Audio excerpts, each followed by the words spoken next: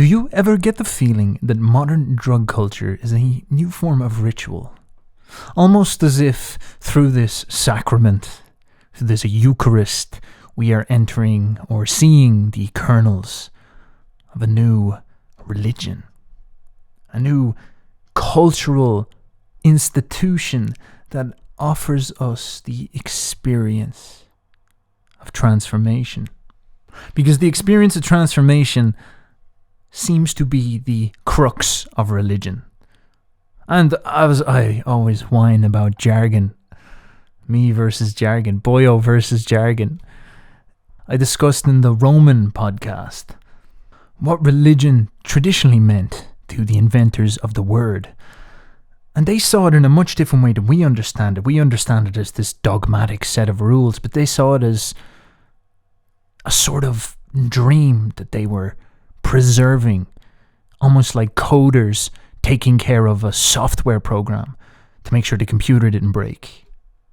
And what rituals were simply behaviors, actions that you would do that would keep this dream intact, keep this world intact, keep reality intact, literally. And back to drugs. When you go to college, or you go to a big city, or you start going out to nightclubs and all that, and you get offered drugs and you take them, you get baptized into an experience and an understanding of reality which seems now to be taking over the world. I could only describe it as a new religion. And I say this because most who I have met who take these drugs tend to have quite a consistent set of beliefs. They have a consistent perspective on what reality is. Now, this is fascinating because the way I see it is as if these drugs are, as I said, rituals, but you can think of them as portals or doorways into a collective dream, a new dream, a shared space. And this shared space has a very specific narrative of the world. Like the Romans had their religio, their software program that ran their world. This seems to be a new software program. And there are dogmas within it. Why these dogmas are there, I'm not really sure. You can imagine that most people taking these drugs are more open to experience. So for that reason, this projects their personality a lot. These people, these highly open people, are in some sense the guardians of this realm that everybody seems to be zooming up into. But the collective dream in this place is about idealism that centers around total love, total empathy, total compassion, total openness. And I think there could be a very interesting reason behind this. Most people you meet nowadays will have had a drug experience, like coffee and alcohol or drugs, for example. And in some sense, they are portals into a sort of collective worldview. Coffee, motivational videos, Gary Vaynerchuk, get your hustle on. Alcohol, being smashed, being Irish. And then most people will have tried a little bit of weed from time to time. But the most fascinating for me is the MDMA culture. Rolling culture, pills, ecstasy, far more intense experiences than just getting a little bit stoned. We start to see how people in the past may have built religions around such experiences, such radical changes in chemistry, because how it feels to you is mind-blowing.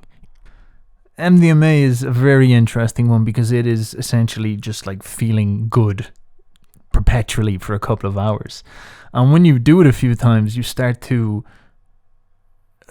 understand how the normal way you experience life is actually quite bleak in some sense. It's kind of scary because in normal life, you wake up and you've got like a bit of pain and you might have a bad mood and you might have, I don't know, you might be anxious about something and you might feel socially awkward around somebody and you might think about a cringy experience from your past.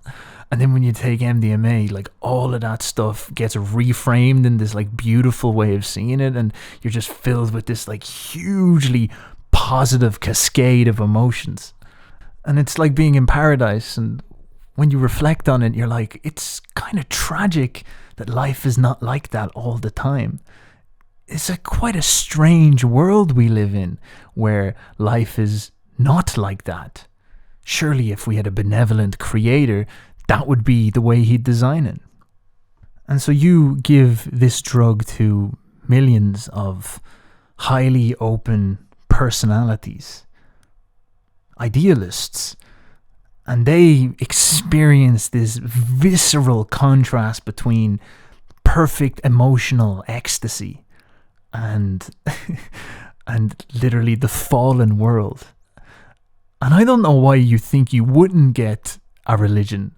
I don't know why you wouldn't think you wouldn't get a rebellion against the stable, sober, dull, conservative Christian world that they found themselves dropping out of.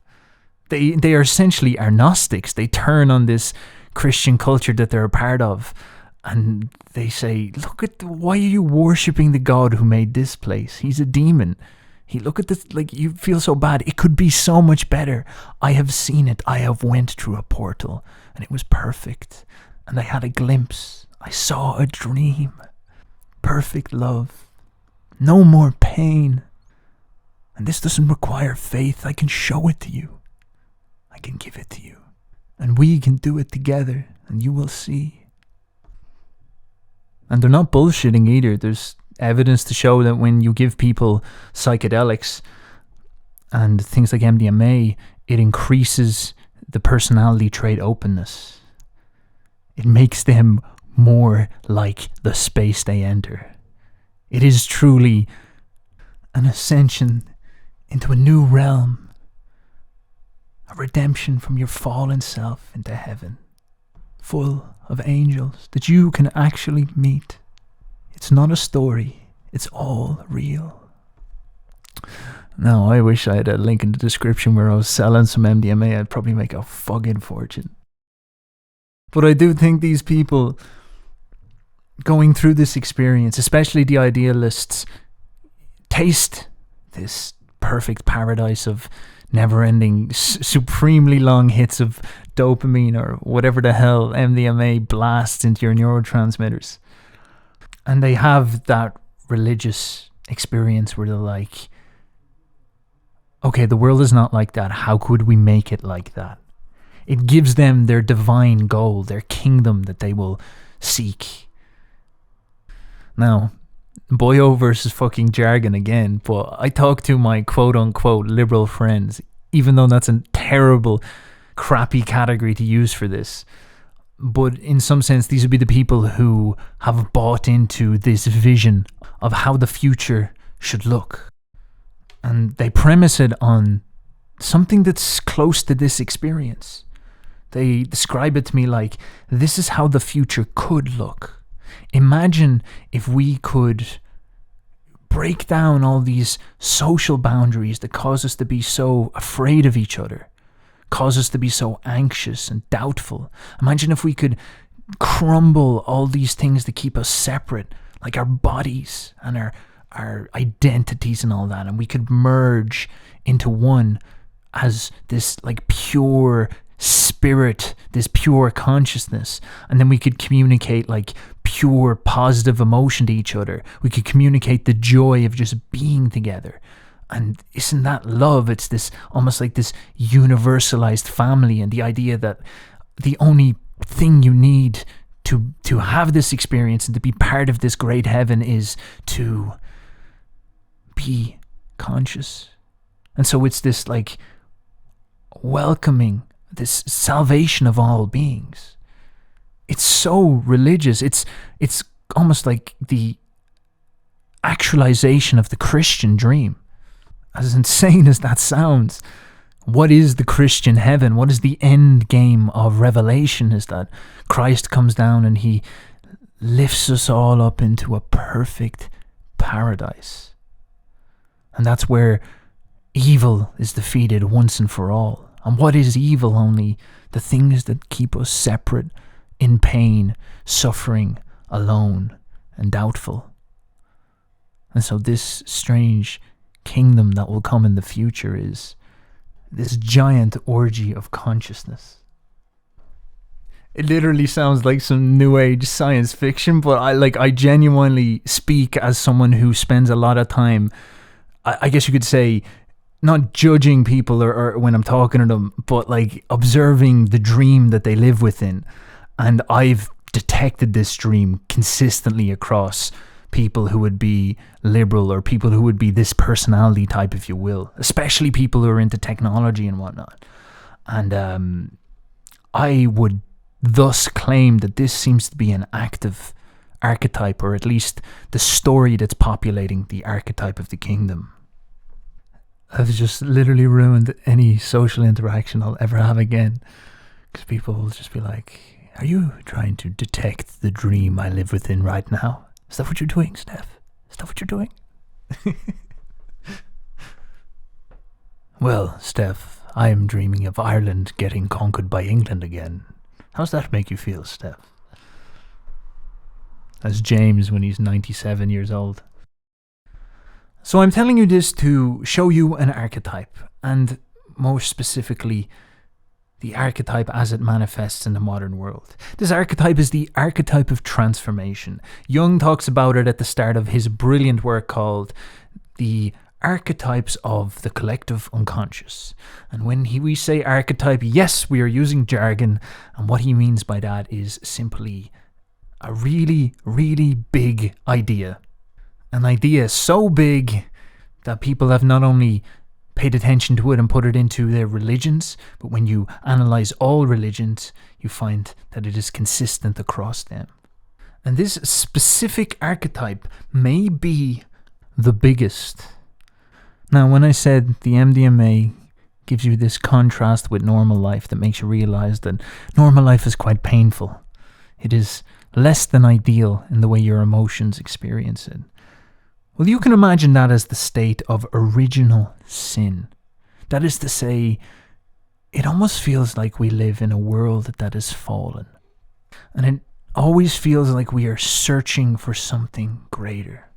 Now, when you study the neuroscience of emotions, it becomes quite bleak when you realize that all of our emotions are designed in some sense to give us the desire to go towards some goal in the future.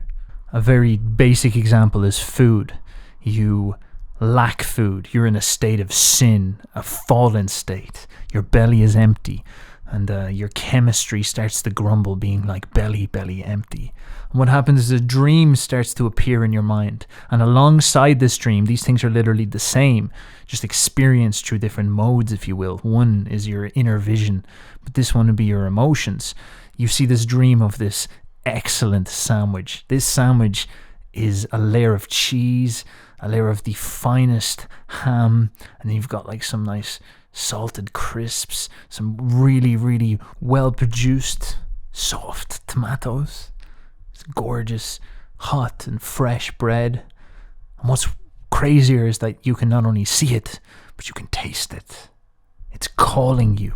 This dream motivates you to go seek the sandwich, and so your emotions carry you out into the shop where you go buy all the ingredients. You scurry home, you make it, and you can feel the tension building and building and building, the emotional anticipation building, and then you stuff it into your mouth, and then you gorge, and you finish it off, and you lie back and you burp, and then it's over. And then suddenly you're back in the fallen state. Your brain chills for maybe a minute or two, and then it recapitulates what's going on and sets a new goal, a new dream. Perhaps you're bored or you feel lonely. And what is fundamental to this most basic experience is transformation, going from a state of lacking through a experience, a ritual, feeding is a ritual, to a state of fullness, completion, satisfaction, salvation. To do a little bit of dazzling philology, salvation seems to have a root in the word full, the word whole, the word complete. The Greeks called it soteria. The Romans took that goddess and turned her into salus, where we get the root of the word. And it comes from Indo-European, that wholeness, but salus was the ancient god of safety, specifically in terms of physical health and well-being. I can't really make a direct connection, but I wonder if saliva and salvation have any common roots, in that saliva is what you produce when you're on the thirsty hunt for fullness, for food. And they go down this ridiculous avenue to make an important point. This concept, this archetype, this desire for transformation is so unbelievably fundamental to our neurology that it makes perfect sense why it scales so well to the religious level. When Christianity talks about having you become born again, or when any religion does for that matter, like a cult of Mithras, it's all about redemption, transformation, becoming a better version of yourself. These are all about ideas of you escaping one reality, one state, and entering into a new state, a new kingdom, if you will. And you'll notice that's what pines so desperately in your heart, is that you want to change your life. Perhaps you can distract yourself with video games, or you can distract yourself with movies, or you can distract yourself with food, or anything like that. But when you have time to yourself, the thoughts, the emotions, the feelings creep in that remind you that you're discontented, that you feel fallen, that you feel not good enough, that you feel alone, that your hopes tell you you could be better, and that hurts because that means you're not good enough as you are. And all these things coagulate deep inside of us as a desire to improve, to change, to evolve, to transform.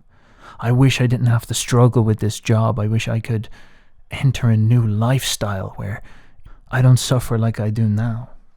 Like, we are trapped in this fallen form in some sense, and we look at the billionaires riding around in their yachts, and we visualize that as a reality where there are no problems. And we visualize that as the cure to our reality. And so we ask ourselves, who would I have to become? What transformation would I have to go through? What portal would I have to travel through in order to come out the other end from this hell I'm in now into that heaven? How would I change my life? How would I get more money? How would I get a better job? How would I get more respect? How do I get better looking? How do I get stronger? And all of these things offer us portals towards them. A job acts as a portal, a ritual, a habit that you do that will help you transport to this higher level. The gym can be this long ritual, this long adventurous hero's journey that on the other end you'll come out and you'll have this juicy body at the other end. But I have noticed that the most incredible amount of pain is rooted in one thought related to this. Because since our emotions are premised on the ability to transform, the inability to transform and dealing with that problem crushes us. When you are ugly, when your body is not in the shape it should be, you look at yourself and you think, I am not good enough. And then you wish you see these other people that are beautiful and you say, I wish I could be like them. But then you go to the gym, you put in some effort, but when you're in the gym, that motivation you had looking in the mirror is just not quite there anymore. And you fail and you give up. And the next time you look in the mirror, it's worse, because not only do you understand that you're ugly, but you now realize that you're trapped. You now realize that there's nothing you can do about it. Because you've seen yourself give up, and so now you don't believe in yourself. You know that you don't have the will to follow through, and the single idea slips into your head. I can't. I can't change my reality. I can't change who I am. I cannot transform. The world is too hard. This is who I am, and I have to accept it. And this is not good enough. And this line of thinking is so astounding, because I think there's something in this that's very important. But before we get into that, we must first look at what that is. That is the problem the slave suffers from. This is what Nietzsche would reference as a slave morality. You being of a lower status, where you don't have any power to change your life, and you must accept a lower class, a lower standard. And digesting that unbelievably hard truth can destroy people, because it's such a violation of our instincts, our most basic desires. Our most basic desires want it all. They're children. They just demand. Make me a billionaire. But at some point in your life, you will get punched very hard with the reality that the vast majority of people don't become billionaires. And if you aren't happy until you're a billionaire, if you aren't at peace with who you are without being a billionaire, you're probably in for a life of hell. And so what the slave religions seem to do is teach you how to make peace with who you are, independent of these outside tools. Nietzsche looked to Christ as a man who was living in a slave population that were under the thumb of the occupying Romans. And he saw how Christ was showing them how they could live a dignified life despite the fact that they weren't on top. And it shows you where he was coming from when he says stuff like, a rich man will struggle to get into heaven. Because when you accept your destiny, I will never reach that higher level, it actually frees you to embrace the level you're on, to, I guess you could say, engage with your reality as it is and stop trying to always escape. And I guess you could say this is the complexity of this archetype, because it's fundamental that we need to transform, and that's really important. That's how we motivate ourselves to become a better, juicier Boyo. But the flip side of that does tend to be the madness that can install inside of you, where you're never satisfied with who you are and your reality as it is. And that's an incredible tension you need to strike. You need to get comfortable with being yourself. That is true, but at the same time, you have to know that you genuinely are not good enough and need to improve. Go on, figure that one out for me. Maybe you can send me a message, tell me how that works. Now, what I want to specifically focus on is the transformation that a Boyo goes through. The Romans and most of the Indo-Europeans, and we even do it today somewhat unconsciously, have this idea that you are born male. Yes, this is true, but you're not born a man. They called it a vir, and that was the root of the word virile. A man, a vir, is something you create. And the same with the woman. It is a idea representing the real man. You can think of the man at his peak, between like late 20s, early 40s, that type of moment when he's really at the top of his game, sharp, body in great health, successful, master of his reality. Now, it's important to notice that the experience of man is very binary. Like, you look at all the studies about the differences between the genders, and you'll see quite a lot that men are what we call distributed on the extremes. Oh no, he just said some jargon. And what that means is that there'll be a large chunk in the middle, and that's where women tend to sit. They tend to be more grouped around the center. Whereas men will be very, very good or very, very bad. They'll be distributed more broadly. You've probably heard Jordan Peterson talk about this. And so generally the experience of being a man versus being a woman is vastly different. And for a very specific reason. Men have a lot more control over their destiny. Because a man has time, whereas a woman is bound to her youth. A man can be born a skinny little rascal with no social status at all, and he can work diligently for decades and become a well-built, attractive, wealthy man. Like, you can look to your 30s as your golden era. But of course that requires you to be a builder.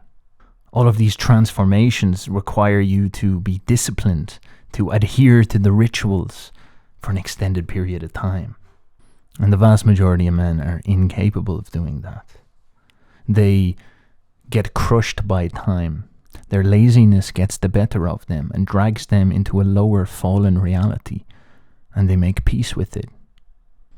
Whereas some men create an honorable character. They transform themselves. They become a vir. They become a real man. And this is the result, the achievement of transformation, the recognition of the people around you that yes, you have done it. And now you get gifted privileges.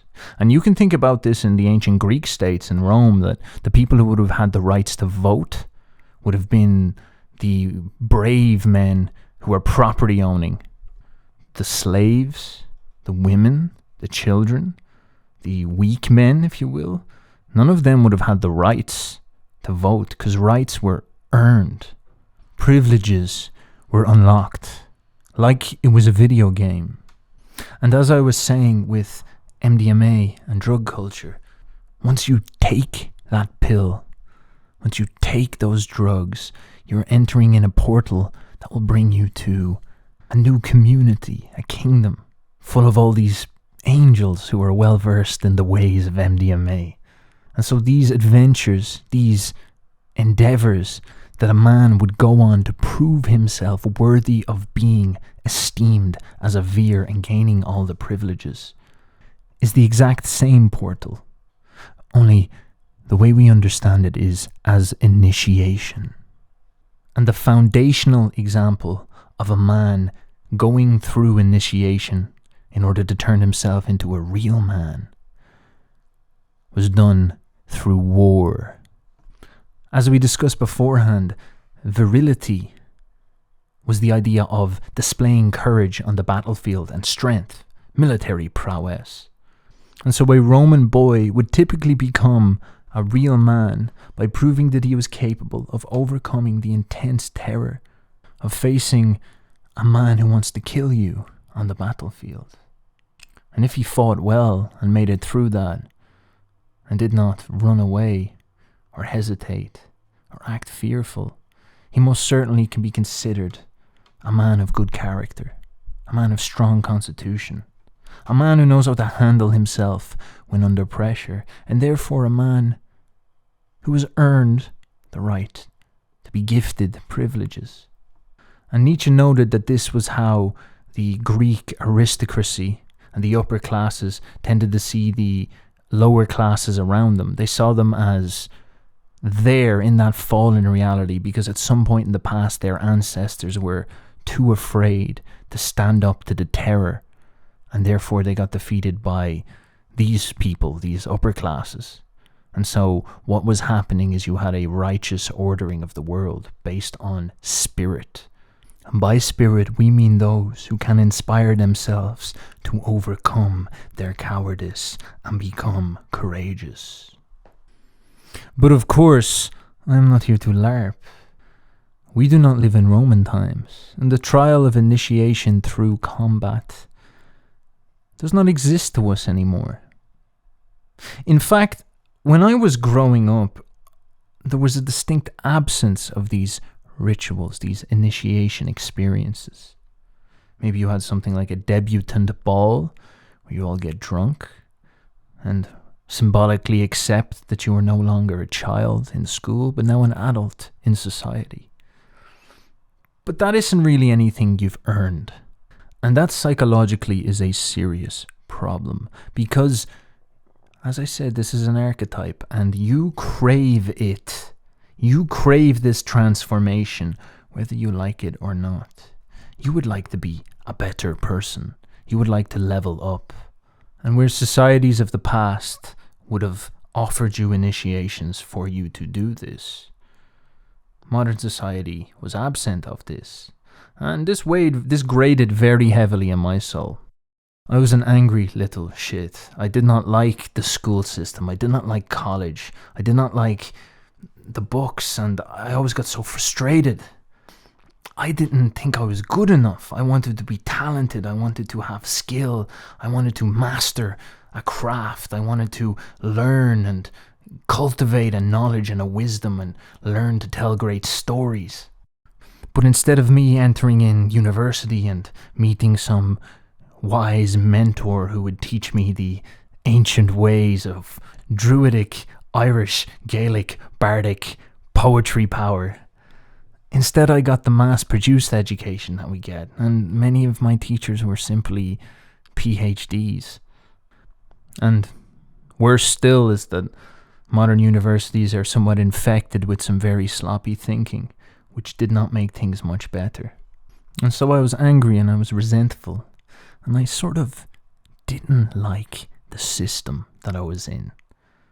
I would hear about people talking about critiques of capitalism, and I'd hear about Marx talking about communism, and I didn't buy into it completely. It did seem a bit crazy, but I did like the anarchy of it in some sense. I had a sort of fuck the system feel. And now, resentment is usually framed as an entirely negative emotion, but there is something that we have to understand, is that resentment is a signal. Your emotions don't lie to you. Resentment is a signal that there's something wrong. And it was correct. My deep mind was sensing that I was missing something. And it took me a while to understand what that was. And when I did, it somewhat cured my resentment. I guess this is another exposition of how these emotional transformations can happen. When you are infected, possessed by a demon, by an emotion, you're charging around, resentful and angry, neurotic nearly. And you don't really understand why. You're just pissed the fuck off. And you start latching on to these ideas like overthrow the capitalist system or anarchy or whatever the fuck I was reading at the time. And what's happening there is you're in that fallen state and you're crying out for a portal that will take you to this paradise where you don't feel this tension anymore. Because emotions are very uncomfortable. Rage, resentment, anger, it's a very uncomfortable, horrific emotion. And it's driving you to do something about your problem. And that's why you can be so dangerous. Because if you get enough people packed full of resentment, that drive to do something about it can be a revolution. So I want you to follow my thinking here. Our neurology shows that when we get in an emotion, it's pushing us towards a transformation where we come out of that state of hunger, of want, towards this quote-unquote paradise that only lasts for a second when we get it. Now, the problem, and I guess you could say the basic reading of this, is that the way most people solve their emotions is just by letting them go. Letting the emotion take over. Hey, you could even say letting the god take the lead. But there are more sophisticated ways to deal with your emotions. And one of the most sophisticated and difficult things to do is to satisfy the emotion with a story. A cascade of desire boils up in you for the sandwich.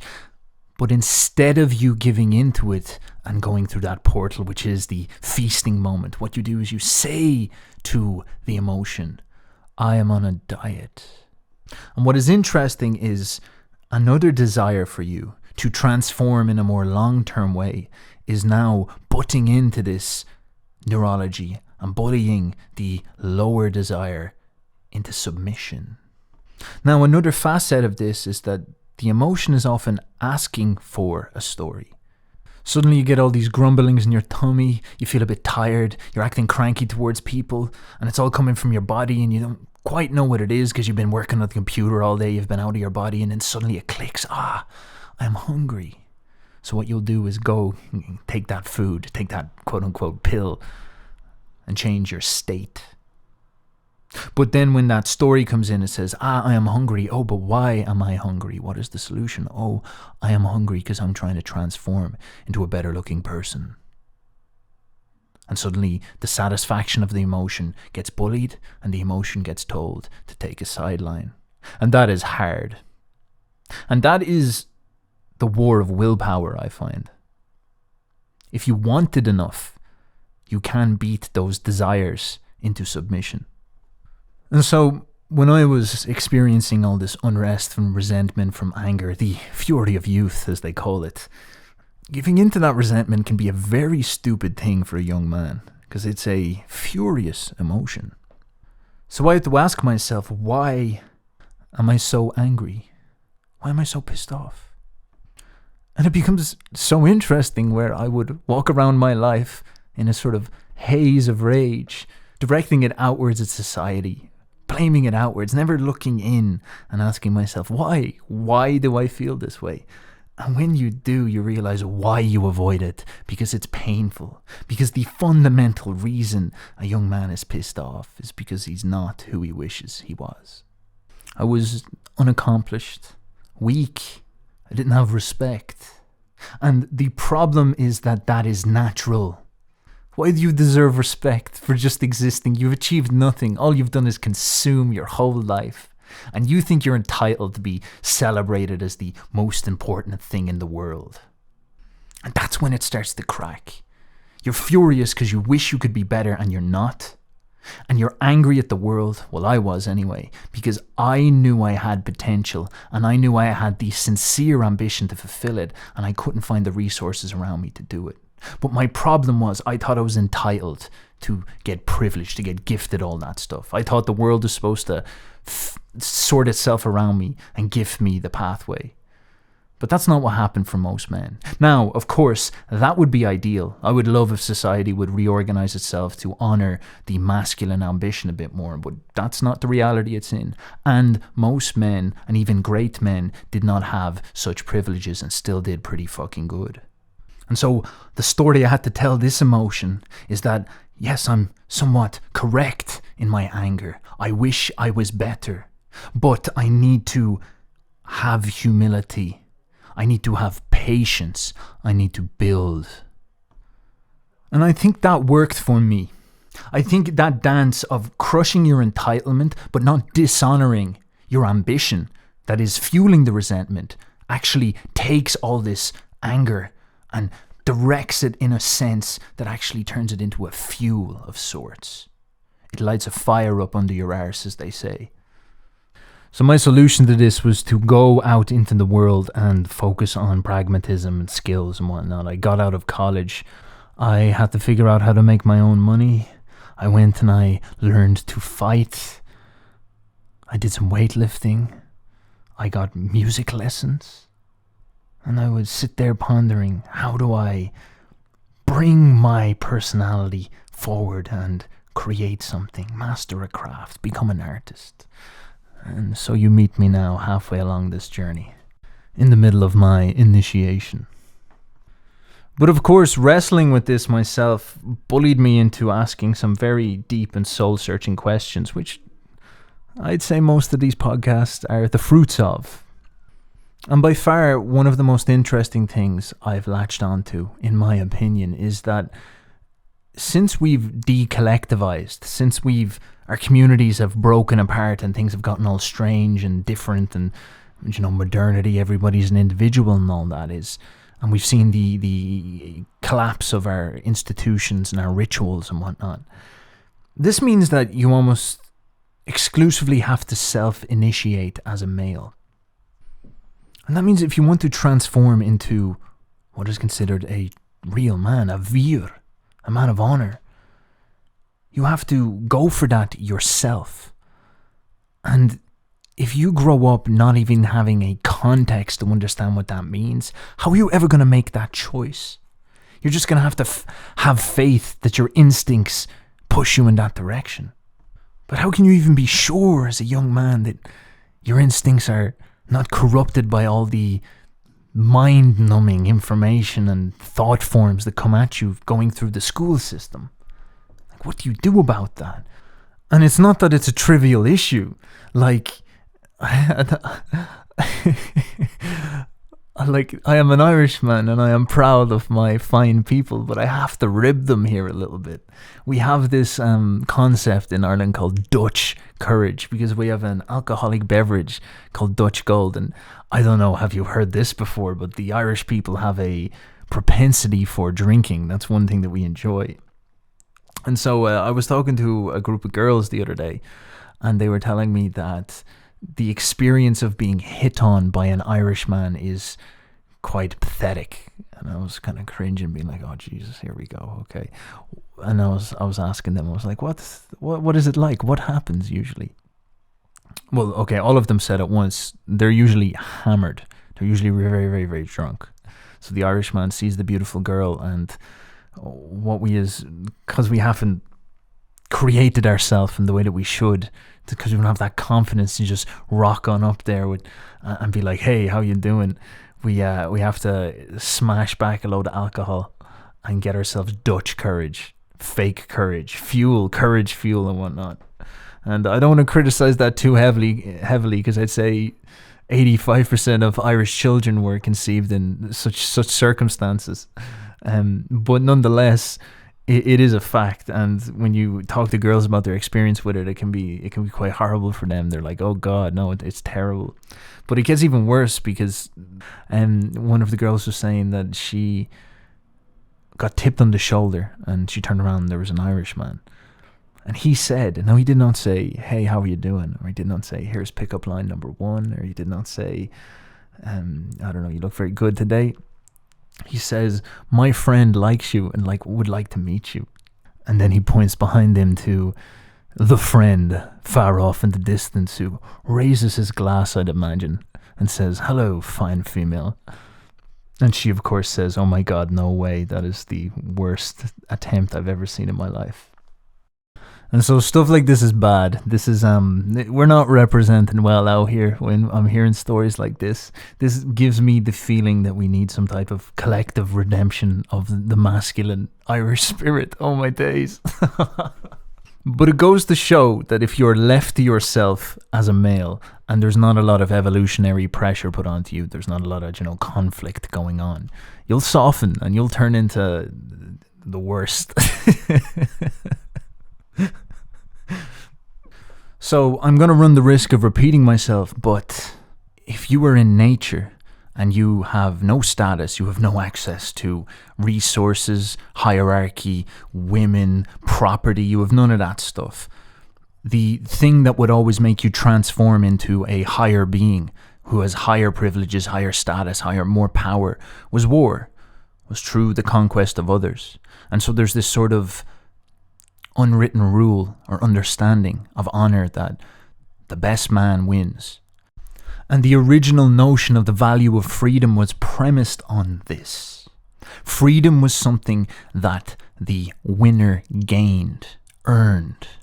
And this shows us why the Greco-Roman world personified these concepts as females, because that's what the experience of the man would be.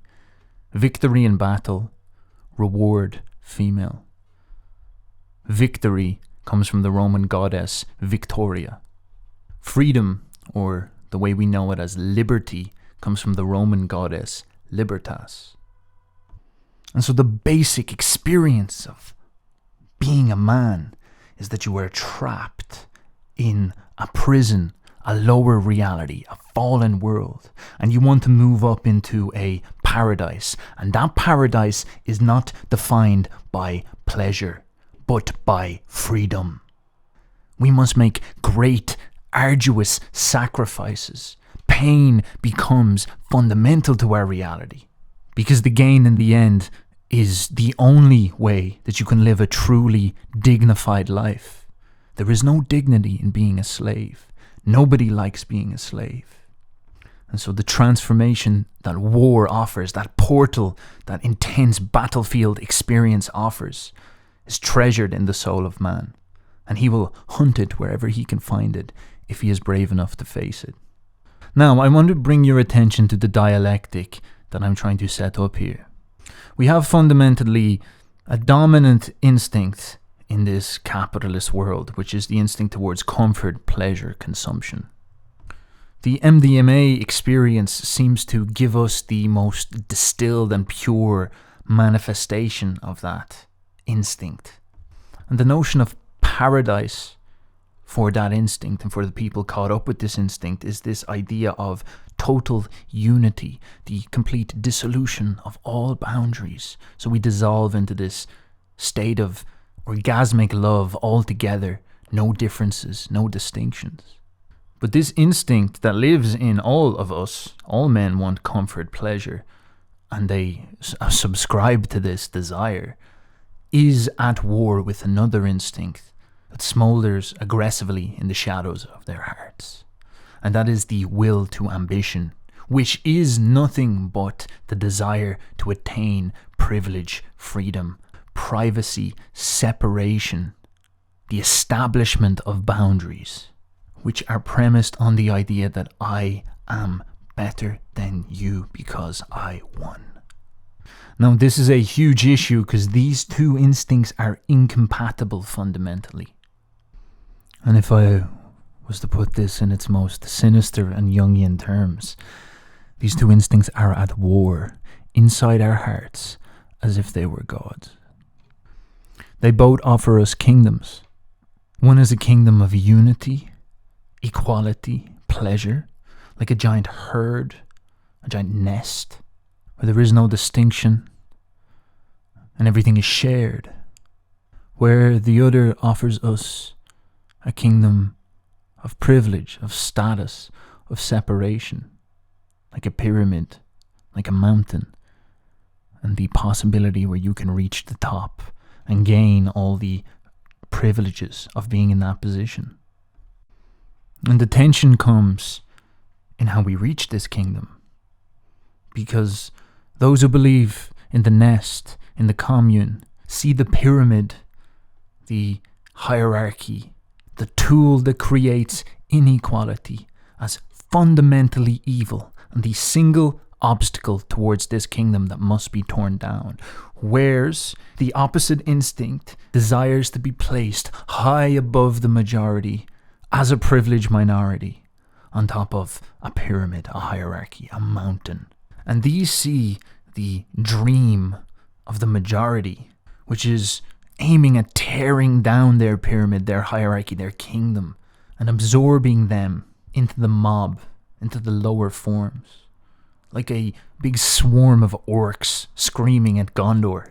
This instinct that wants privilege and status sees such a result, such a happening, a revolution where the hierarchy is being pulled down as a horrific injustice, the total opposite of fairness. They see such behaviors as fueled by hate. Yet the people who want this shared kingdom of equality see these people who clutch onto their privilege desperately as greedy and full of hate. And so I know I bitched about Marx earlier, but in fairness, the dialectic he was setting up actually seems to make sense a little bit to me. Although I think he took sides where I would rather remain objective and just paint the picture. But you can see that these two smouldering instincts run right down in the middle of your own soul. And then they scale up into society and become literally the giant cultural movements that we're going through right now. And so when Solzhenitsyn said the line between good and evil runs right down the middle of your heart, yes, he was sort of right, although I'm not sure if it's strictly good versus evil, or is it something like instinct versus instinct? And since I'm already most certainly a merchant in the business of blasphemy, I will proposition an idea that perhaps our ideologies, our beliefs, our religions, our thought forms, our memes are far less relevant to how history unfolds and how our lives unfold than our instincts. Perhaps our instincts, and the ones that I'm describing here specifically, are the large tidal forces that are driving these ideologies. And what I mean by this is that you can watch ideologies and see that they will change a huge amount depending on the people interpreting them. For example, modern Christianity is far closer to the first dream I was describing. It's far closer to that idea of like this world open kingdom of equality. But if you looked at Christianity 200 years ago, it was pretty much this reinforcer of ethno-nationalistic boundaries. If you went 400, 500 years ago, Christianity was literally telling us that the king at the top of the hierarchy had attained his privilege from God, and that the hierarchy was sacred. And there's text to support this perspective, give to Caesar what is Caesar, leave to gods what is God, or I think in the Romans, the disciples say you should not rebel, you should obey your master diligently. But then on the flip side, there's obviously plenty to say that you should be totally open to everyone and have no distinctions and welcome in this new world of all is equal and judge not lest you be judged. And you can see this with communism, Marx had his theory, and then Lenin got that theory, turned it into Bolshevism, and then when Stalin got in, he began in with a certain style of communism, but by the end of his reign, he had sort of morphed it into something completely new again. It was almost like highly patriotic communism at that point, which reinforced family values and was conservative as hell. And just to burn out all my examples, like you take Jung, there's millions of schools of Jungians all around the world, and this comes from everybody has their own take. They read him as the prophet of the new era of the goddess, or the new age Jung. Or Jordan Peterson reads Jung and gets something completely different out of him.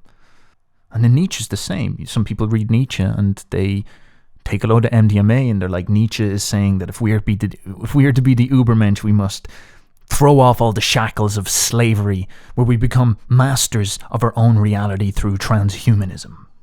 And then you'll see right-wing nationalists read Nietzsche and they'll be like, Nietzsche was a hardcore nationalist, pro-state badass. And then you read Nietzsche and Nietzsche is often given out about nationalism.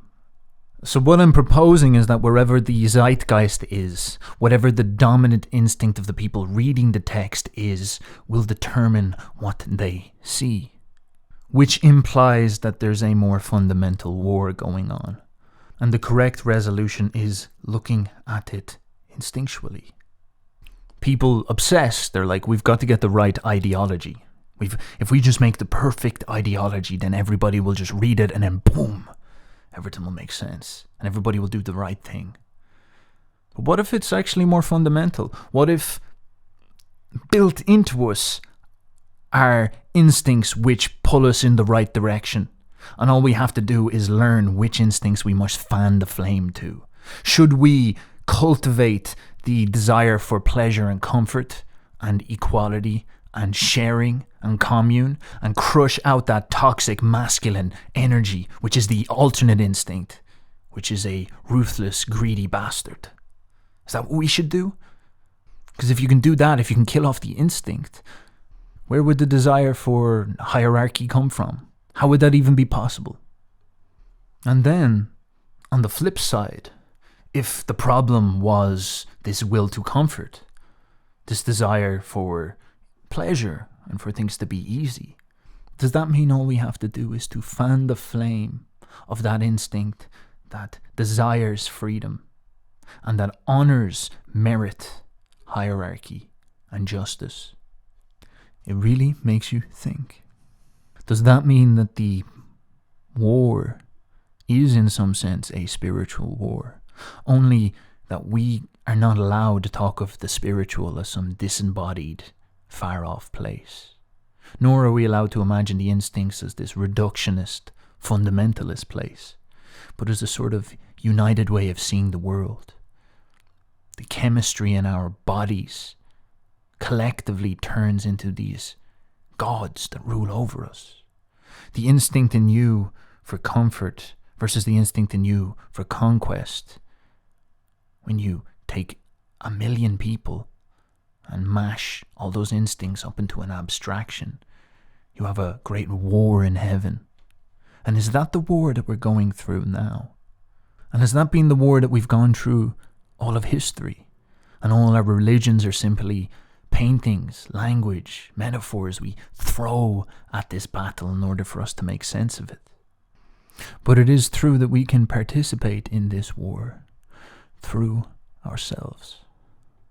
Do we sacrifice that conquering spirit for the more timid, kind, welcoming, open, relaxed, equal instinct?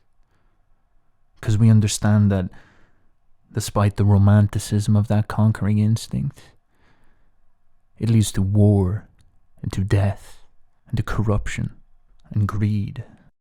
And maybe it is true. Maybe Masculinity was an adaptation to cope with the monstrosity of nature, with the brutality of nature, but now it has become outdated. Is it perhaps time we shed off this dead weight and moved on to something more ideal? It very much could be possible. Amazing things are happening in the world. Or is that instinct for comfort calling you on to settle for less and to assume arrogantly that just because you exist, precious little you, that you deserve all the privileges of food, of eating animals, of pleasure, of watching TV, of having the world at your fingertips. You deserve to chew up the environment into your gut and become fat and ugly. And you have the right to point up to those people who have worked them themselves, who have sacrificed an immense amount to gain privilege and status, and say that they are evil, that they are greedy, that they are narcissists. And this spiritual weakness that's chiming out of this instinct needs to be conquered by something bigger, something more noble, something more ambitious, something that truly dreams, something that believes in justice. And that is justice according to merit. And as the old Native American tale goes, whichever of these two wolves, whichever of these two instincts we feed, will determine which one grows. And so at some point I may expand on this idea of how these instincts grow or manifest into essentially world theories, giant super religions, or you could say deeper dreams that actually drive the religions that we see on the surface. But for now, I'd like to end on the idea of transformation. And I'd like to talk about it through the context of a set of dreams I had. I used to idolize people like Kurt Cobain and Jim Morrison. They had a romantic power about them. You know, they seemed very entranced in the moment, almost like shamans or poets as we might understand them. Brilliant, genius, imaginative minds. But when you truly look at them, they are very, very pathetic figures. Jim died at 27, a heroin addict in a bathroom. Kurt Cobain was a broken man. And in some sense, especially Kurt, when you idolize him, he sucks you into a way of understanding the world, a way of feeling the world, a way of resonating with the world that is very much full of hopelessness and death and nihilism. A sort of powerlessness where all there is suffering. One of his last songs, I think it came out in 2002 actually after he died. It's called I Know You're Right, I think it is. And it starts like, I will never bother you, I will never bother you, something like that. But the chorus is literally him just screaming pain. And that's all it is. And I say that because I shouldn't laugh, because the poor dude had this awful stomach ulcer, so his entire life was defined by pain, and he was heavily depressed, and he ended up shooting himself, so they say. Now I bring this up because I think as a culture we lean extremely heavily on the comfort instinct. And we live in a consumerist culture that leaves us feeling very soulless. And what that does after a while is that it starts creating men that are hopeless because they have nowhere to direct that ambitious instinct. And so as we said, this thing wins over, but you see that it doesn't necessarily lead to a palace of comfort, pleasure, and joy. That other instinct, if it's, I guess, not killed off properly, turns dark. It turns destructive, and it directs itself on you. And then you get full of rage. Like that resentment I felt. Imagine if I wasn't able to reframe that properly. That probably would have dragged me deeper and deeper into pain until I became insane with it. Yet as a young man, my idols were people like Jim and Kurt, and they were showing me this is how I should relate to the world. And so that was a big issue, because I guess the really big deal is in transforming and overcoming this, you need new idols. You need better heroes. And so I had to sacrifice them, have a twilight of the idols moment. And when I was going through my dream reading, I guess I wasn't conscious of this, but I guess this is something that I was trying to do. I was trying to set a new vision of a great man, which I could strive to be. I could transform to be this better version of myself. And I had quite a lot of dreams about mountains, as you probably have heard. And for example, a fair few of them would involve me walking into this big open field with a mountain in the middle of it, and then there was a load of animals around, sort of disordered, like a herd, and it was kind of chaotic. And I was in like this tribe and all this, and there's like a giant pig beast. I remember it was one of them. But eventually I started to walk onto the mountain. Over the course of several dreams, I noticed that, oh my God, I'm on the mountain now, And I'd look back down and I'd see that all these animals were now ordered in, Noah's Ark style, perfect single file, walking in a circle around the mountain. Now that is interesting. And then when I climbed to the top of the mountain would obviously get struck by lightning, because that's exactly what should happen up there. And even now I sort of imagine like eagles flying around, just that proud animal.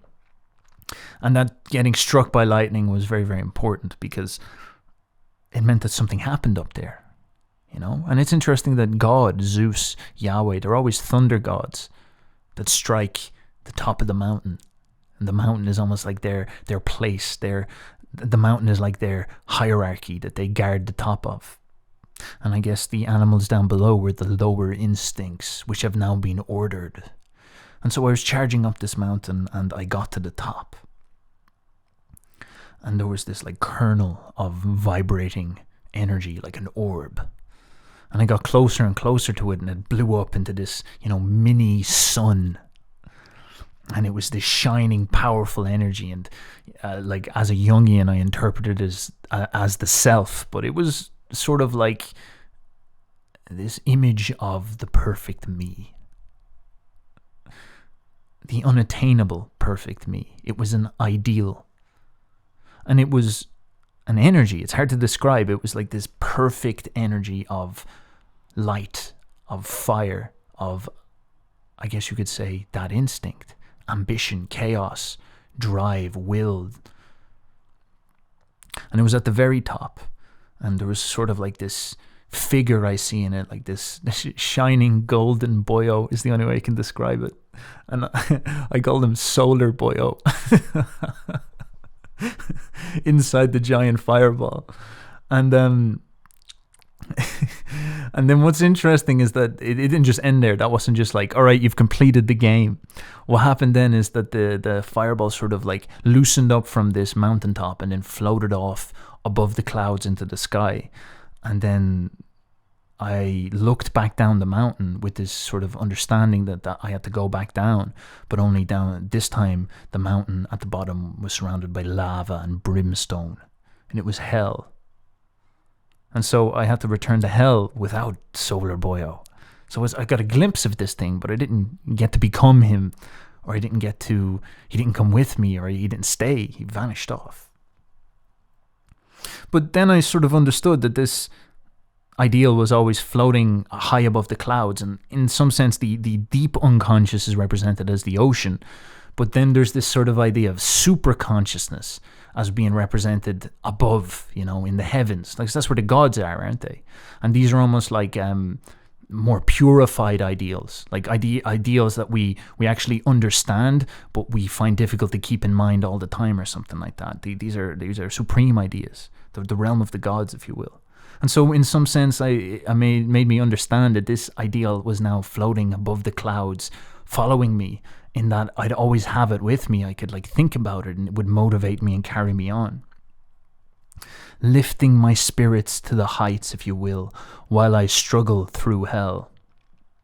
And for about 2 years afterwards, I would have this warm, golden, shining feeling in my chest when I think about it. It's almost like this calm motivation. And I feel like I even, you can see I'm even like enjoying talking about it now, because I just think it's almost like funny how bombastic and just raw, like, you know, assertive, extroverted this energy is. It's it's just like this Chad Jesus Ubermensch, like it's all just wrapped into one and surrounded in one, like soloboyo, such a ridiculous word for it.